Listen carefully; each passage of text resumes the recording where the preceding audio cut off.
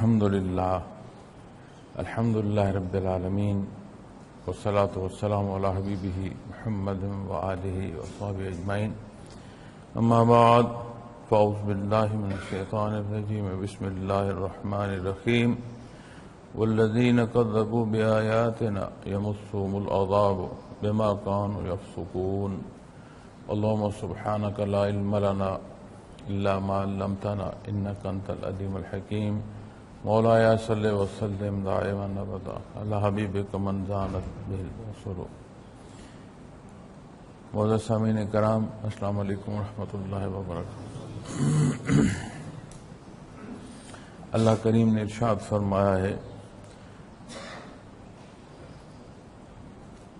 کہ جن لوگوں نے ہماری آیات کو جھوٹا کہا ان کی نافرمانیوں کی وجہ سے انہیں عذاب ہوگا. پیچھے جس تسلسل میں ارشاد فرمایا جا رہا ہے، انبیاء علیہ السلام کا بیان فرمایا جا رہا ہے، جہاں بشارت یا انذار کا فرمان فرمایا گیا ہے پچھلی آیات میں، تو یہاں اس آیہ کریمہ میں والذین کذبوا، جو انکار کرتے ہیں بے آیاتنا، میری آیات کا، تو یہاں اللہ کریم نے فرمایا کہ وہ لوگ جو میری آیات کا انکار کرتے ہیں.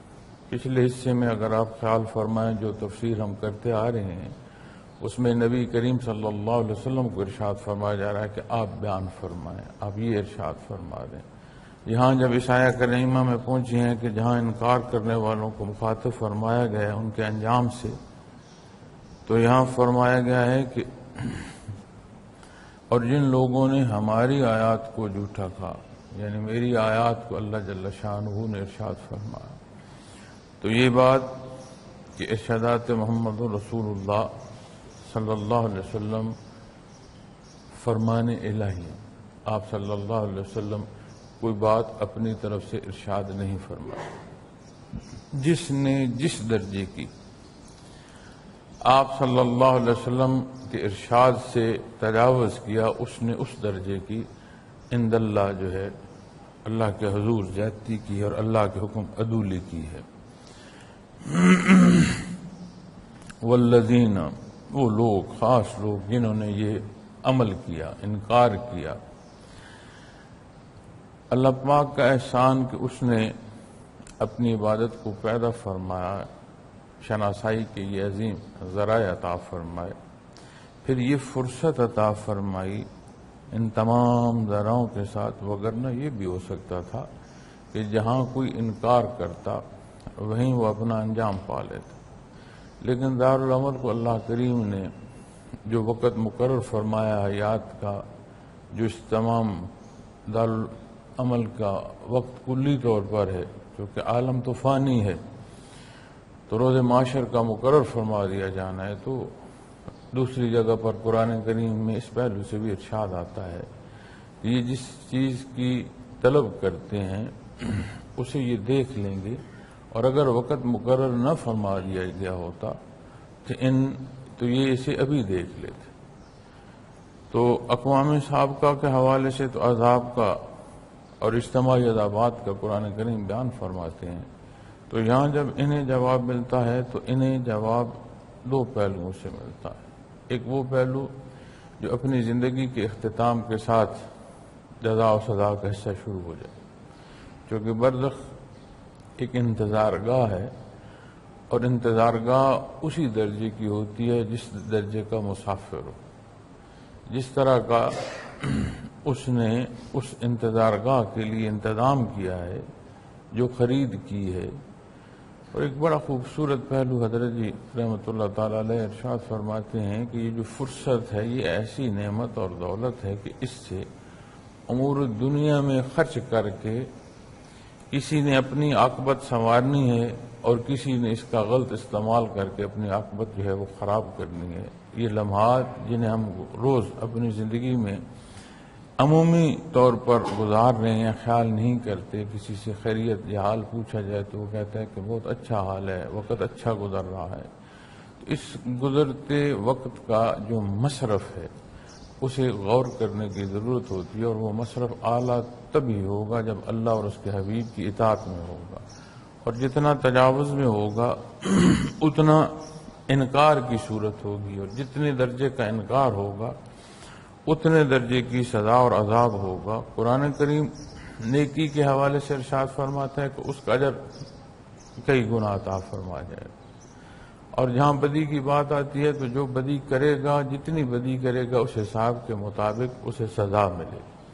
اب جب اجر اور ثواب کا پہلو عمل صالح کی طرف منسوب فرمایا تو وہ کئی گنا اس کا اضافہ فرمایا گیا، لیکن جب کوئی اعمال بد کرتا ہے تو اللہ کریم فرماتے ہیں اسے اتنا بوجھ اٹھائے گا جتنا بوجھ اس نے اکٹھا کیا ہے۔ تو یہاں جو انکار کرتے ہیں، اب بے شک مخاطبین میں کفار ہیں، لیکن اکثر میں یہ چیز عرض کرتا ہوں کہ قرآن کریم اصول بیان فرماتے ہیں۔ اب ایک کلی انکار ہے، ایک جزوی انکار ہے۔ کسی بات کا کلی انکار کیا ایمان سے باہر ہے، مقابل کھڑا ہے، مان کر جزوی پہلوؤں میں انکار کیا، جزوی پہلوؤں کا انکار کی صورت کو سمجھنے کی ضرورت ہے۔ ایسا کوئی نہیں بندہ مومن کہہ رہا ہوتا کہ جی نماز ہے ہی نہیں۔ مومن کی صورت میں اگر کوئی ایسا کہہ رہا ہے تو اس کی تو کیا بات ہے، لیکن کوئی بھی بندہ مومن یہ نہیں کہتا کہ جو احکامات دین ہیں ان کا انکار کرے۔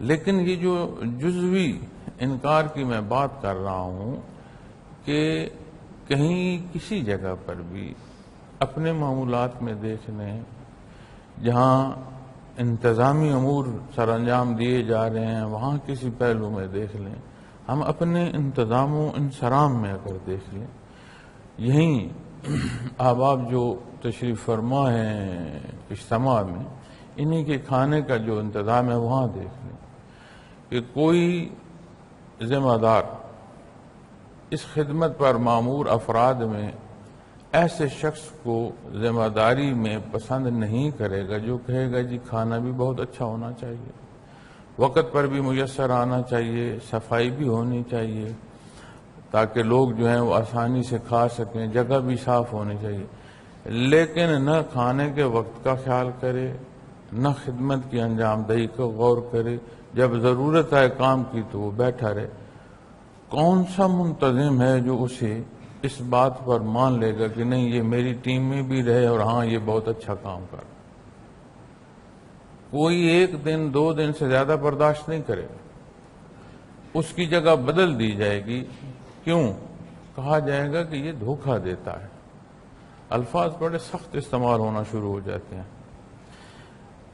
چونکہ اس پہلو کو منافقت کے درجہ کہا جاتا ہے کہ کہا کچھ جا رہا ہے، کیا کچھ جا رہا ہے۔ تو جو بندہ خدمت پر مامور ہے، اب خدمت پر مامور جو افراد ہیں یہ کوئی ملازم نہیں ہے، یہ ایک خدمت، دینی خدمت کر کے اس جذبہ ایثار کے تحت اس انجام دہی میں اپنی اپنی ذمہ داریاں جو ہیں اس امور کی سر انجام دہی میں ادا کر رہے ہیں۔ اس ادائیگی کا مقصد رضائے باری تعالیٰ ہے، ان لوگوں کی خدمت ہے جو اللہ اللہ کے لیے تشریف فرمائے، لیکن کہنا اور کرنا جب اس میں فرق آئے گا تو اس ذمہ داری پر کوئی نہیں رہنے دے۔ تو جب ہم دین اسلام کے حوالے سے دیکھیں، بحیثیت مسلمان عملی زندگی کے حوالے سے دیکھیں، عمل و صالحات کے پہلو میں دیکھیں، تو وہ کس درجے میں بات آئے گی کہ کہے ہاں اسلام نے حق فرمایا، لیکن جو حق فرمایا اس پر نہ وہ عمل کر رہا ہو نہ اس کی تائید کر رہا ہو۔ وہ کہے کہ ہاں اس دین اسلام نے زندگی کے اصول بہت اچھے وضع فرمایا، لیکن ایک ایک اصول کی خلاف ورزی کر رہا ہو۔ جہاں فرمایا جائے کہ حلال اور حرام کا لحاظ کیا جائے وہاں وہ بے لحاظی کر رہا ہو، کس درجے میں جائے؟ تو جب اس کو دیکھیں گے تو یہ بات سمجھ آتی ہے کہ انکار درجوں میں پھر تقسیم ہو جائے۔ کلی انکار آ گیا، جس نے انکار کیا، تکذیب کی، آیات کا ہی منکر ہو گیا۔ دوسرا حصہ آتا ہے کہ کسی بھی عمل کا جو بیان ہے اس کے ساتھ جو عمل اختیار کیا گیا وہ شہادت دیتا ہے کہ ہاں یہ جو کچھ کہہ رہا ہے واقعی یہ چاہتا بھی ہے۔ جب بے عملی ہوگی دعوے ایمان کے ساتھ بے عملی ہوگی تو یہ تو اللہ کا احسان کہ کلمہ حق نصیب ہے، ایمان کی صورت نصیب ہے۔ اب اس صورت میں کس درجے کا حصہ ہے یہ پھر اعمال پر بات آ جائے گی۔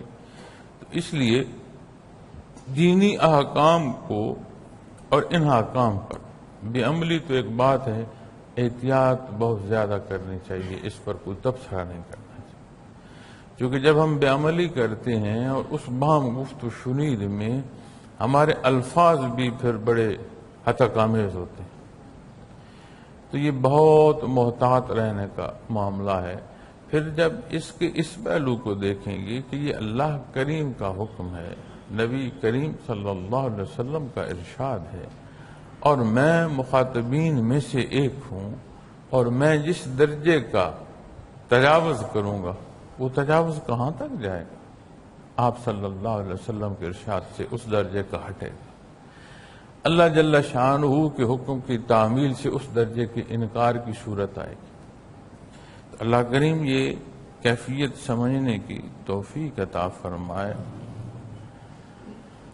پھر فرمایا یمسهم العذاب بما كانوا يفسقون، یہ جو عذاب ہے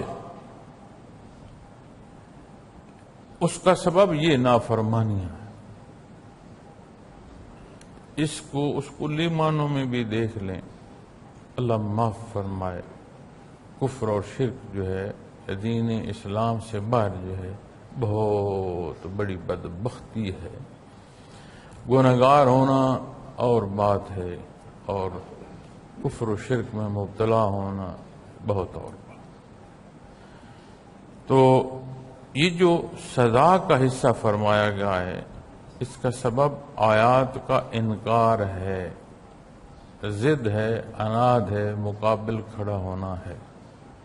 یہ تو اس کی شان ہے کہ وہ جس درجے کا کوئی انکار کر رہا ہے اس درجے کی سزا دے رہا ہے، کہ وہ اپنی سزا کو خود ہی متعین کر رہا ہے۔ وہ بندہ جو زیادتی کر رہا ہے وہاں سے زیادتی نہیں ہو رہی۔ اور پھر اللہ کریم نے، اگر آپ غور فرمائیں قرآن و حدیث کی روشنی میں، تو یہ بات بڑی واضح میسر آتی ہے، ملتی ہے کہ انسان کو اللہ نے جب عبادت کے لیے پیدا فرمایا تو یہ نہیں تقسیم فرما دیا اتنے جو لوگ ہیں انہیں تو جنت میں داخل کیا جائے گا، اتنے جو لوگ ہیں یہ عارضی سزا میں داخل کیے جائیں گے، اور اس سے آگے جو لوگ بچتے ہیں ان کو دوزخ میں ہی ڈالا جائے گا۔ یہ بات نہیں۔ جہاں شیطان نے اللہ کریم سے روز محشر تک کی فرصت مانگی اور اس مخلوق کی تباہی کی باتیں کرتا ہوا آیا، وہاں اس موقع پر بھی دیکھ لیں، تخلیقی پہلوؤں میں بھی دیکھ لیں، مقاصد تخلیق میں بھی دیکھ لیں، انبیاء اور رسول کے مبعوث ہونے میں بھی دیکھ لیں، ان کے بشارت کا ارشاد فرمانے یا انذار کے پہلوؤں میں دیکھ لیں، ہر جگہ ایک چیز جو سمجھ اور بڑی واضح سمجھ آتی ہے کہ اللہ کریم نے تو ہمیں عبادت کے لیے پیدا فرمایا ہے، اللہ کریم نے تو ہر ایک کو اشرف الخلق کا حصہ پیدا فرمایا ہے۔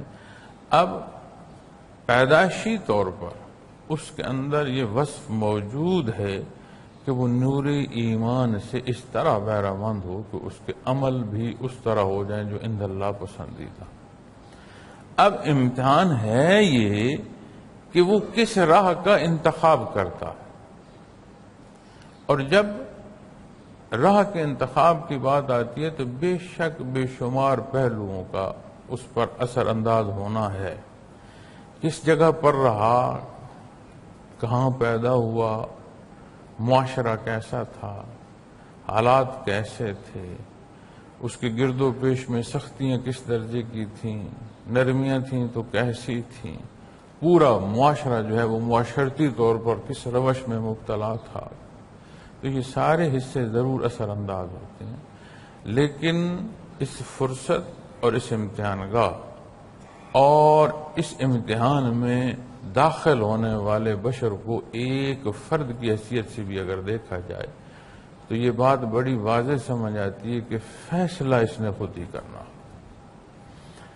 تو اس سارے میں جو چیزیں جو ذرائع حق کی طرف پہنچنے کے ہیں وہ میسر ہیں۔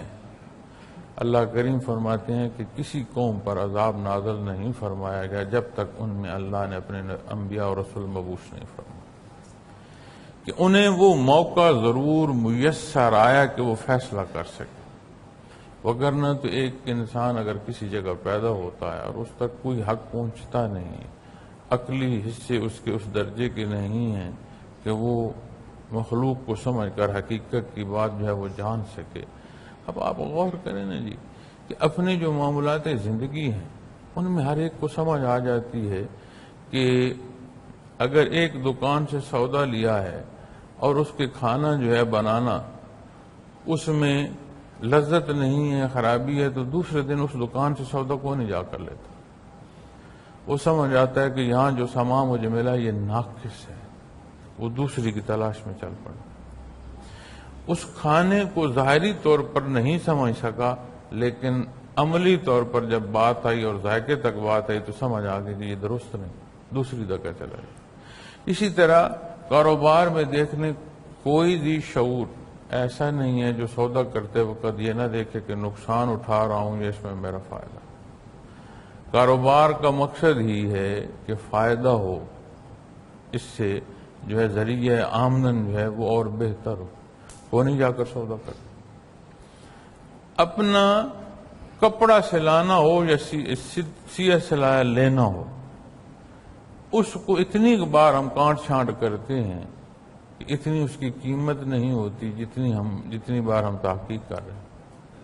باقی جتنے زندگی کے امور ہیں وہ پرکھے جا سکتے ہیں، ان کی باریکیاں ماپیاں جا سکتی ہیں، ان کے نفع اور نقصان دیکھے جا سکتے ہیں، اور ہر شے کا ذریعہ یا ہر شے کا ہونا کسی نہ کسی مقصد کے تحت سمجھا جا سکتا ہے۔ تو اس نظام ہستی میں جس سارے امور میں یہ ایک فرد کی حیثیت سے داخل ہے، ہر چیز کے مقاصد کو سمجھ رہا ہے، ان کو بروئے کال اپنا بھول گیا۔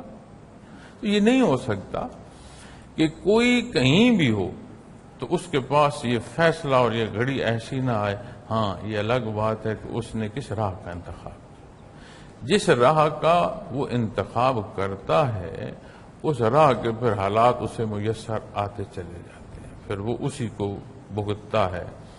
اب کس راہ کا انتخاب کیا ہے وہ اللہ کریم ہے، اس تک سبب پہنچا دیتے ہیں۔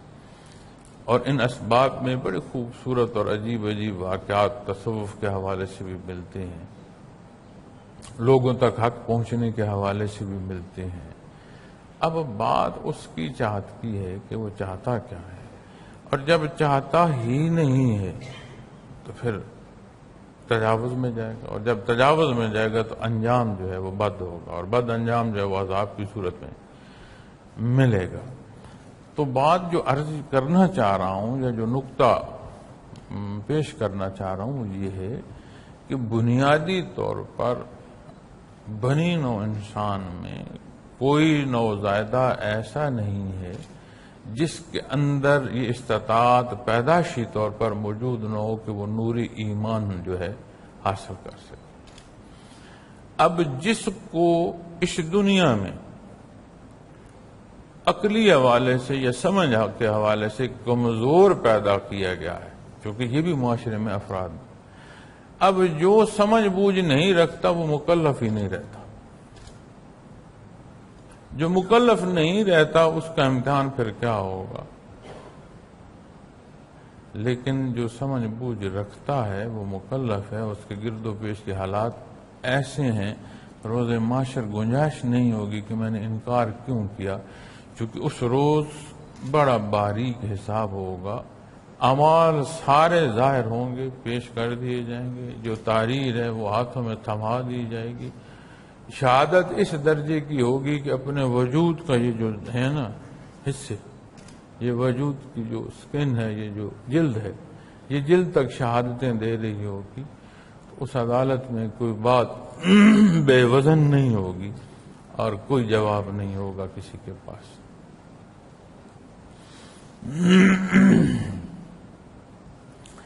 تو نافرمانیوں کی وجہ سے انہیں عذاب ہوگا، بما کانوا یفسقون، نافرمانیوں کی وجہ سے عذاب ہوگا۔ اب جب ہم اس بحث کو اور اس حصے کو دیکھیں گے تو پھر اس پہلو سے بھی اگر آپ اپنا یہ جمع ہونا غور فرمائیں اور اس جمع ہونے میں جو اعمال ہم اختیار کر رہے ہیں اس کی چاہت کو پرکھیں، ہم کس نیت سے جمع ہوئے ہیں، اس جمع ہونے میں ہمیں کیا دین کے مطابق تربیت دی جا رہی ہے یا کوئی پہلو بے دینی کے تو نہیں ہمیں بتایا جا رہا۔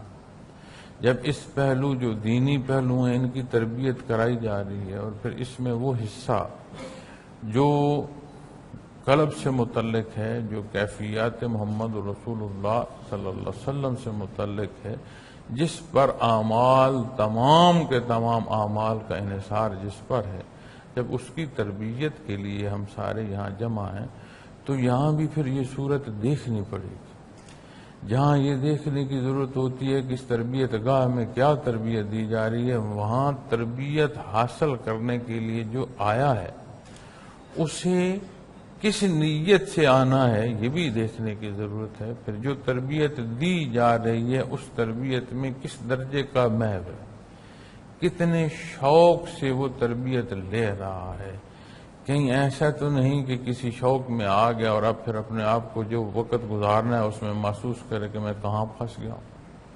تو اس ساری تربیت کا جو انحصار ہے اس تربیت گاہ میں داخل ہونے والے کی نیت سے لے کر جو کچھ اس نے عمل اختیار کیا اس پر بھی انحصار جائے گا۔ یہ الگ بات ہے کہ رب کریم غفور الرحیم ہے، معاف فرمانے والے ہیں، وہ بہانوں سے معافیاں عطا فرماتے ہیں۔ تحب العفو فاعف عنی، اسے محبوب ہے معاف فرمانا، اسے معاف فرمانا پسند ہے۔ تو یہ دعا بڑی خوبصورت ہے کہ تحب العفو فاعف عنی، بار لا آپ کو تو معاف فرمانا محبوب ہے، مجھ سے بھی درگزر فرمائیے۔ اب جب بندہ اس کیفیت اور اس حال میں وارد ہوگا، داخل ہوگا ان معاملات میں، اس کی کیفیت اور حال اور پھر اپنی ساری تربیت سے ضرور دیکھیں کہ ساری تربیت کے بعد جو میرے اعمال ہیں، جو میرے معمولات ہیں، اس میں کیا فرق پڑ رہا ہے۔ جہاں بھی ذکر کی دعوت کا موقع ملتا ہے اور جہاں ذکر کی دعوت دی جا رہی ہوتی ہے وہاں نئے لوگ ہوتے ہیں، ذاکرین کو ذکر کی دعوت نہیں دی جا رہی ہوتی۔ ذاکرین میں جب بات کی جا رہی ہوتی ہے تو ذکر کی اہمیت سمجھائی جا رہی ہوتی ہے یا اسباق کی تربیت دی جا رہی ہے۔ تو ذکر کی جو بنیادی دعوت ہے وہ تو دی ہی وہیں جا رہی ہوتی ہے جہاں نئے لوگ ہوں۔ آپ یقین مانیں ایسا بھی موقع آیا یا بات کی میں نے، مجھے نہیں معلوم کہ بندہ اپنے خطاب میں جب بات کر رہا ہوتا ہے تو میں سوچ کر نہیں بیٹھا، اللہ اللہ کے اختیار کرنے پر اسٹیج سے میں نے اللہ جل شانہ کو گواہ رکھتے ہوئے بارہا یہ لفظ بھی میں نے بولا ہے کہ اگر کوئی اللہ اللہ کرے خالص اللہ کے تو میں یہ لکھ کر دے سکتا ہوں، دستخط کر کے لکھ کر دے سکتا ہوں کہ وہ جہاں ہے اس کے ایمان میں ترقی پیدا ہونا شروع ہو جائے گی۔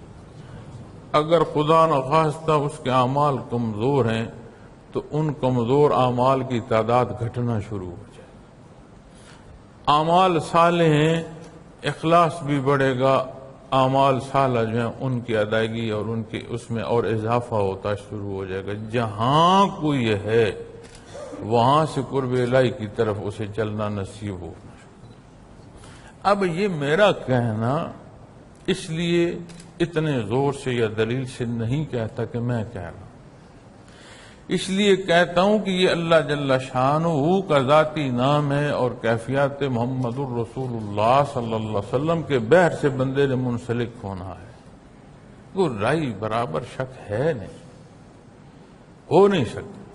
تو جب آپ تربیت گاہ میں آئے، جو تربیت دی جا رہی ہے اس وقت کو پورے شوق کے ساتھ، پورے جذبے کے ساتھ محنت میں صرف کریں، نفلی متقف کی حیثیت سے بسر کریں، اور معاشرے کی فضا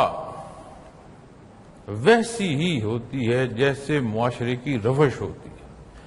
تو جو روش معاشرے کی آج ہے اسے کوئی بتانے کی ضرورت نہیں ہے کہ اس پر ہماری بحث ہو کہ روش کیسی ہے۔ تو جو روش ہے اس فضا کے اثرات وہ ہیں، اور جب اللہ نے موقع عطا فرمایا کہ خانہ خدا میں اللہ اور اس کے حبیب کے تذکرے میں جمع ہیں، کیفیات محمد رسول اللہ صلی اللہ علیہ وسلم کے بحر سے منسلک ہو رہی ہیں، لطائف مراقبات اور منازل کی بات ہو رہی ہے، تو پھر اتنی ڈٹ کر محنت کریں کہ واپس جب معاشرے میں جائیں تو حفاظت الہیہ کا سبب بن جائے۔ اور اللہ بنیادی طور پر ایمان کو اتنا مضبوط کرتی ہے کہ معمولات اللہ اور اس کے حبیب کے حکم کے تحت آ گئے۔ حضرت جی رحمۃ اللہ تعالی علیہ ایک دفعہ فرما رہے تھے کہ ایک وقت تھا کہ لوگ قرب الہی کی منازل کے لیے محنتیں کرتے تھے، اللہ کرتے تھے، زندگیاں صرف کرتے تھے۔ تو وہ فرماتے ہیں کہ آج وہ وقت ہے کہ ہمیں اللہ اس لیے کرنی چاہیے کہ ہماری ایمان ڈول گئے۔ کم از کم دنیا سے جب مخلوق جا رہی ہو تو ایمان کی سلامتی کے ساتھ تو جا رہی، کیونکہ جس درجے کا انکار ہے اس درجے کا حکم میں شک ہوتا ہے، اور جتنا مشکوک ایمان ہوگا اتنا خطرناک ہوتی جائے گی بات، کیونکہ مشکوک پہلو جو ہے وہ مانا نہیں جائے گا۔ جب یقین کا پہلو کمزور ہوگا تو شکوک و شبہات بڑھیں گے، شکوک و شبہات ہوتے ہیں تو پھر بندہ غلطیاں کرتا ہے، کیونکہ انسان جزا و سزا کے مطابق بڑا ٹھیک عمل کرتا ہے، اسے پتہ ہو نا جزا و سزا، غلط کیا تو سزا ملے گی، صحیح کیا تو جو ہے اس میں بہتری اور انعام ملے، وہ بالکل اس کے مطابق چلتا ہے۔ تو یہ جو عذاب کا سبب ہوگا یہ نافرمانیاں ہوں گی۔ پھر اسی بات کا دوسرا پہلو، سیماہم فی وجوہہم من اثر السجود، اسی کے مقابل اسی دنیا میں رہتے ہوئے جہاں بھلائی ہے وہ ایسے پیشانی اور چہرے سے عیاں ہوگی، وہ نور جو عبادات کی شرف قبولیت سے نصیب ہوگا وہ مخلوق بھی اسے دیکھ رہی ہوگی کہ ہاں اس کے چہرے پر اثرات کیا ہے۔ اور یہ ایک عجیب پہلو ہے کہ اسی دنیا میں چہرے بول اٹھتے ہیں کہ یہ کس راہ کو مسافر ہے۔ جو وقت قریب آتا ہے جو چہروں پر اس طرح کے اثرات پیدا ہونا شروع ہو جاتے ہیں۔ کیوں؟ اس لیے کہ جیسے اعمال اختیار کی اس طرح کے اثرات مرتب ہوتے ہیں، وہ اثرات معاشرے پر بھی مرتب ہو رہے ہوتے ہیں، وہ اثرات انسان کے اپنے آپ اور اپنے وجود پر بھی مرتب ہو رہے ہیں۔ پھر برزخ میں جو رہائش تعمیر ہو رہی ہے، جس پہلو کی تعمیر ہو رہی ہے، اس طرح کے اثرات اس پر وارد ہونا شروع ہو جاتے ہیں۔ جو زندگی ختم ہوتی ہے نا، چونکہ مسافر ایک جگہ کھڑا ہوا نہیں ہے، مسافر تو محض سفر ہے، اور یہ ایسا سفر ہے جو مسافر کے بس میں نہیں ہے، اس نے چلنا ہے۔ جب وہ جو اپنی منزل کے قریب جاتا ہے، جس طرح کی منزل ہے اس طرح کے حالات پھر اس پر اثر انداز ہونا شروع ہو جاتے ہیں، اور یہ اس کے چہرے بولتے ہیں، اسے دیکھیں، اس کے وجود کی کیفیت سے اندازہ ہو رہا ہوتا ہے کہ یہ کس راہ کا مسافر ہے۔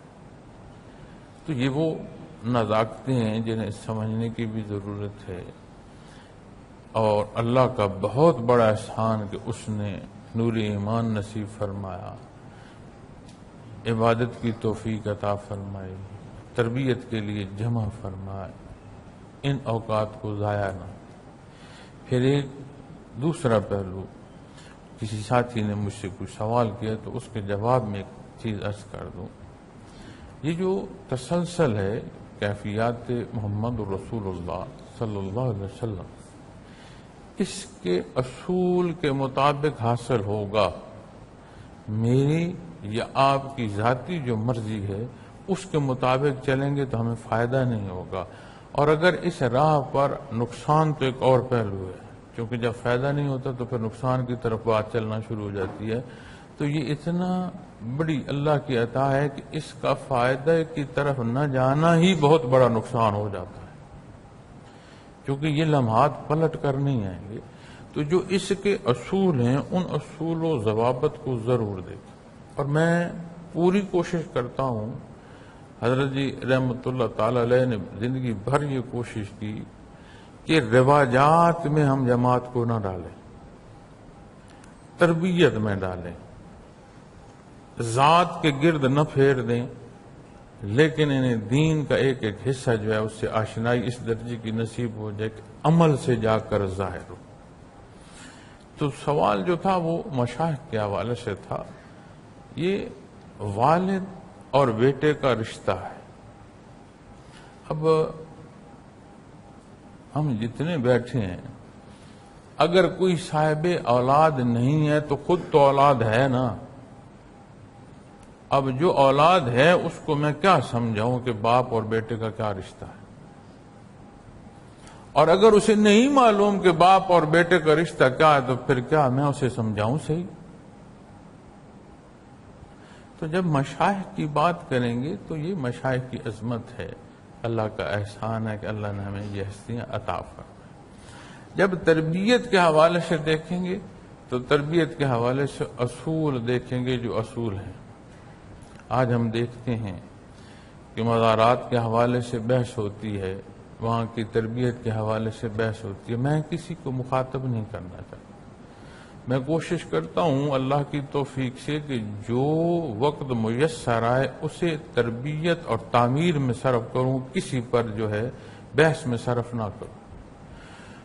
تو یہاں پر بھی حضرت خواجہ علی الدین مدنی رحمۃ اللہ تعالی علیہ کا مدفن ہے، حضرت مولانا عبد الرحیم رحمۃ اللہ تعالی علیہ کا مدفن ہے، کلزم فیضات حضرت مولانا علی خان رحمۃ اللہ تعالی علیہ کا مدفن ہے، اور حال ہی میں حضرت قاسم فیضات امیر محمد اکرم اعوان رحمۃ اللہ تعالی علیہ کا بھی مدفن ہے۔ وہاں سے لے کر یہاں حضرت جی رحمۃ اللہ تعالی علیہ کے مزار مبارک کسی پہلو کو جو رواجی طور پر چل رہے ہیں نہیں اپنایا گیا۔ میرے لیے بھی یہ پہلو آسان ہے کہ جو آئے اسے حضرت جی رحمۃ اللہ تعالی علیہ کے مزار کی طرف بھیجو، میری بھی بہت ساری ڈیوٹیاں کم ہو جائیں۔ ایک تو ہے نا یہ تربیت، ایک ہے انفرادی طور پر بات کرنا، پھر اس سارے نظام کو جو چلانا ہے، سارے نظام میں بڑی باریکیاں ہیں اور اس کے لیے بڑی محنت کرنی پڑتی ہے، اور یہ اللہ کے کرم اور احسان سے چل رہا ہے، اس میں کمال ذاتی نہیں ہے، لیکن سبب ہے، دنیا عالم سبب میں سے گزرنا پڑتا ہے۔ تو اس گزرنے میں بڑی باریکیاں ہیں اور بے شمار پہلو، ان گنت پہلو، شمار نہیں ہوتے۔ جمعۃ المبارک کی جب اطلاع دی جاتی ہے کہ صبح جمعہ، تو ایک دفعہ حیرانگی ہو جاتی ہے کہ ہفتہ گزر گیا ہے۔ نہیں، اللہ شاہد ہے، میں یہ ممبر پر بیٹھا ہوں، ایک دفعہ ایسے دیکھ کر پوچھتے ہیں جمعہ ہے صبح، اتنا ہفتہ، اور ہفتہ تو ویسے ہی گزر رہا ہے جیسے سب کا گزر رہا ہے۔ کیوں سمجھ نہیں آتی؟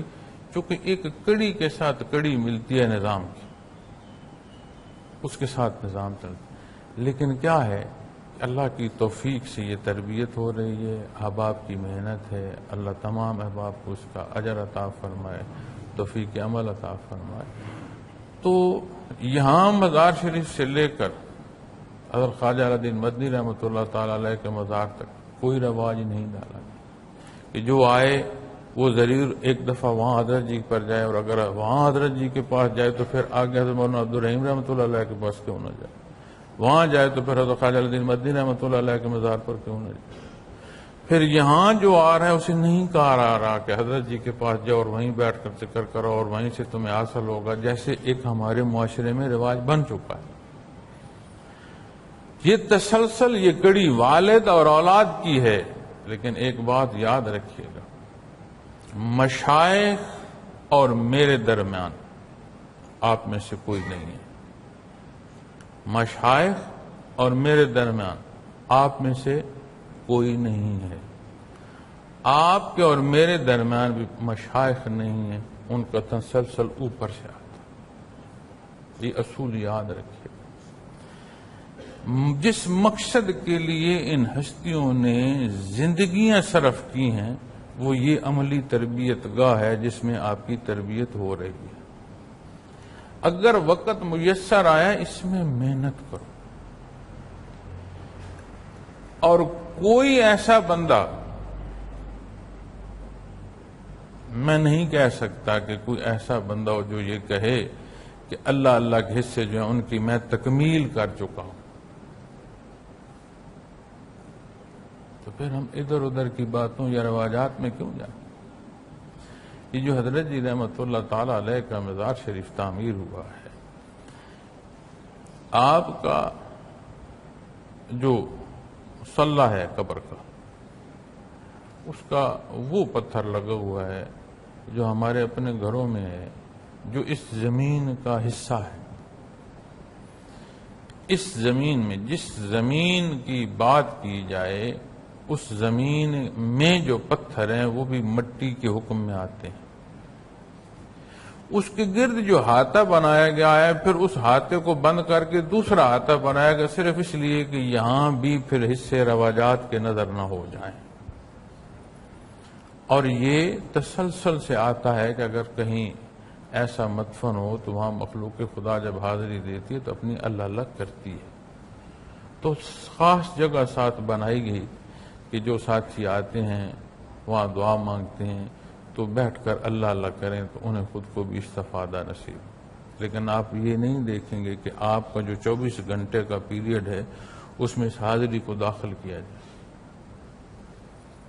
کتنی طرح کے کتنی لوگوں کے مزاج آتے ہیں، مزاجوں کے لوگ آتے ہیں، وہ کیسے کیسے کرتے ہیں۔ میں بیت اللہ شریف میں بیت اللہ شریف کی زیارت پر کھڑا تھا اور موقع ملا کہ ہم بیت اللہ شریف کو جو ہے وہ بوسہ دے سکیں، تو جو ایسے خاتون میرے ساتھ نیچے بیٹھی تھی، تو میرے ساتھ جو یہ ساتھی تھے تو انہوں نے مجھے کہا کہ یہ نیچے دیکھیں نا جی، یہ خاتون کیا کر رہی ہے۔ تو پختہ عمر کی خاتون تھی، اس کے ہاتھ میں کیا تھا، یا وہ بیت اللہ شریف کا کپڑا مبارک کاٹ رہی تھی یا وہ پتھر سے وہ چیزیں اندر جو ہے وہ نکال رہی تھی۔ تو ہر طرح کے مزاج کے لوگ ہوتے ہیں۔ اب یہ کون سا ادب ہے بیت اللہ شریف کا کہ اسے اکھاڑ کر گرا دو؟ وہ مٹی یا وہ جو غلاف مبارک ہے جو وہ بابرکت ہوگا، گھر لیں، کیسی برکت ہو۔ اسی طرح پھر مزار شریف کے ساتھ دوسرا آتا رکھا گیا ہے کہ جس طرح کا مزار کا بندہ ہے اب اس کے اوپر کون کھڑا ہے۔ ہم عمل نہیں کرتے اور چاہتے یہ ہیں کہ وہ اعلیٰ ترین منازل ملیں، اس کے لیے پھر ہم رسم و رواجات میں پھنسنا شروع ہوئے۔ اس لیے جس مقصد کے لیے آئے ہیں اس پر پوری محنت فرمائیں، اللہ مشائخ اعظام کے درجات بلند فرمائے۔ یہ وہ ہستیاں ہیں جن کو اللہ کریم نے ہمارے لیے سبب بنایا کہ یہ کیفیات کا تسلسل ہمیں نصیب ہو۔ عطا اللہ نے فرمایا، ہماری حیات میں اللہ نے یہ ہستیاں سبب بنائی، تو ہم اگر اپنی زندگیاں بھی ان کے ناموں پر ہار جائیں تو یہ ادا نہیں ہو سکتا جو اللہ نے احسان فرمایا ان ہستیوں کے صدقے۔ تو جو کچھ انہوں نے فرمایا ہے اس فرمان کے تحت جو زندگی بسر کرنی ہے یہ بھی ان کے حکم کے تحت آئے گا۔ جہاں تجاوز آئے گا ہمیں کہیں تجاوز نہ کلام میں بیان فرمایا گیا ہے، نہ تحریر میں فرمایا گیا ہے، نہ انفرادی حیثیت میں فرمایا گیا ہے، نہ اجتماعی حیثیت میں بیان فرمایا۔ جہاں بات ہوئی ہے کالا کالا رسول صلی اللہ علیہ وسلم فرمایا۔ اللہ کریم توفیق عمل عطا فرمائے، اللہ کریم میرا اور آپ کا حامی و ناصر ہو۔ جزاکم اللہ۔ الحمدللہ الحمدللہ رب العالمین والصلاة والسلام علی حبیبہ محمد وعلیہ وسلم۔ اللہم انک عفو کریم تحب العفو فاعف عني۔ اللہم انک عفو کریم تحب العفو فاعف عني۔ اللہم انک عفو کریم تحب العفو فاعف عني۔ صلی اللہ تعالی علی خیر صحابہ اجمعین۔